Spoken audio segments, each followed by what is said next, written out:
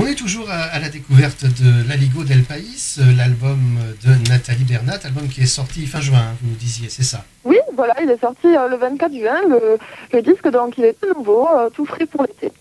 Voilà, c'est le disque de l'été, le disque d'accordéon et de musique traditionnelle. Justement, quand on parle du folklore, l'ensemble du Massif central, on évoque souvent la bourrée. Oui, tout à fait, c'est un risque très important et c'est vrai que quand nous jouons dans des régions où les gens connaissent, nous en faisons plusieurs séries de bourrées. Donc après, c'est vrai que quand on va dans d'autres départements, comme par exemple le Gard ou des départements où le folklore n'est pas très connu, on n'en joue pas dans l'été dansant. Mais si vous voulez, ça me paraissait important dans ce disque d'en faire figurer une, autant pour les gens qui connaissent la bourrée et qui sont très amateurs de cette danse, et autant pour ceux qui ne la connaissent pas et qui désirent la découvrir.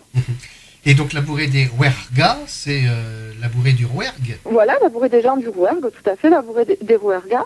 Un morceau que j'ai eu la joie de composer avec mon ami Patrick Leclerc. Et le Rouergue, justement, pour bien situer, c'est quoi exactement cette région? Mais si vous voulez, ça englobe les départements de l'Aveyron, du Cantal, et puis surtout notre si belle région de l'Aubrac. Ben voilà, donc toute cette région du Massif central, le Rouergue, à découvrir, peut-être en allant y faire un petit voyage si vous n'êtes pas du coin comme nous, ou alors simplement déjà pour se faire une petite idée en écoutant cette bourrée des Rouergas, donc de Nathalie Bernat et Patrick Leclerc sur cet album L'Aligo del País. Et puis donc dans toutes ces chansons aussi que vous avez souhaité écouter, Nathalie, avec nous aujourd'hui, en dehors donc de ces magnifiques titres de l'Aligo del País qu'on découvre, des chansons comme Una Paloma Blanca.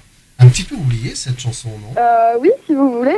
C'est un morceau qui est quand même assez ancien, hein, on peut le dire, et qui revient aussi à la mode par chez nous. Si vous voulez, nous le jouons avec l'orchestre en version un peu, on peut dire, marche disco, si vous voulez.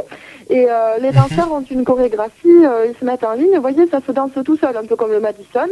Et donc La Paloma Blanca, moi c'est un morceau que j'aime beaucoup et que on joue vraiment à chaque représentation. Et bien voilà, vous nous faites découvrir aussi quelques morceaux et quelques idées différentes peut-être de les écouter et de les danser.